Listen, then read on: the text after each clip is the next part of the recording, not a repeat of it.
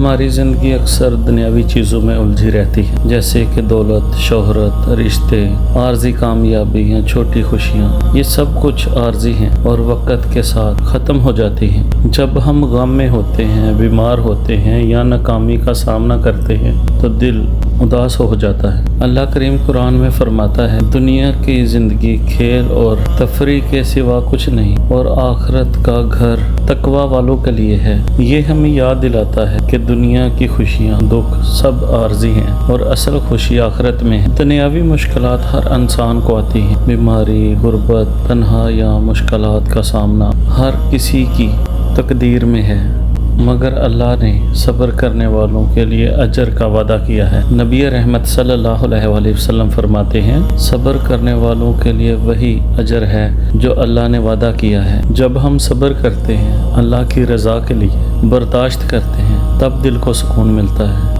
جو دنیا کی کوئی چیز نہیں دے سکتی۔ آخرت کا حسن دل کو وہ سکون دیتا ہے جو دنیا میں کہیں نہیں ملتا۔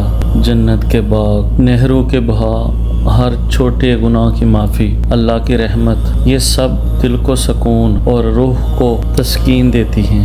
اللہ قرآن پاک میں فرماتا ہے، جو لوگ ایمان لائے اور نیک اعمال کیے ان کے لیے جنت کے باغ ہیں جن کے نیچے نہریں بہتی ہیں، وہاں ہمیشہ رہیں گے۔ اللہ کی رضا ان کے لیے کافی ہے۔ یہ وعدہ ہمیں یاد دلاتا ہے کہ دنیا کے دکھ عارضی ہیں اور اصل زندگی وہ ہے جو آخرت میں ہے۔ آخرت کے حسن کو پانے کا راستہ ایمان اور نیک عمل ہے، جیسے نماز، روزہ، صدقہ، نیک اخلاق اور اللہ کے ذکر سے دل کو سکون پیدا ہوتا ہے۔ یہ چھوٹے چھوٹے عمل ہمیں آخرت کی خوشی کے قریب لے جاتے ہیں۔ نبی رحمت صلی اللہ علیہ وآلہ وسلم نے فرمایا، جنت کے سب سے بہترین کام وہ ہیں جو چھوٹے چھوٹے ہوں مگر مسلسل کیے جائیں۔ یہ ہمیں سکھاتا ہے کہ مسلسل چھوٹے اعمال کی اہمیت ہے جو دنیاوی مشکلات کے باوجود آخرت کی خوشیاں دلاتا ہے۔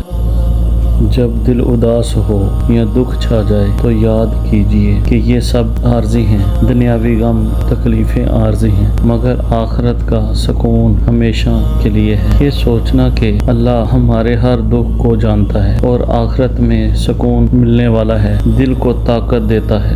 ہم اکثر دنیا کی خوشیوں میں اتنا مشغول ہو جاتے ہیں کہ آخرت بھول جاتے ہیں، لیکن اصل خوشی وہ ہے جو اللہ کی رضا اور آخرت کی یاد میں ہو۔ نبی کریم صلی اللہ علیہ وآلہ وسلم فرماتے ہیں، جو شخص دنیا کے لیے مصروف ہو وہ آخرت میں خالی ہاتھ جائے گا، اور جو شخص آخرت کے لیے محنت کرے اللہ اسے دنیا میں بھی برکت دیتا ہے۔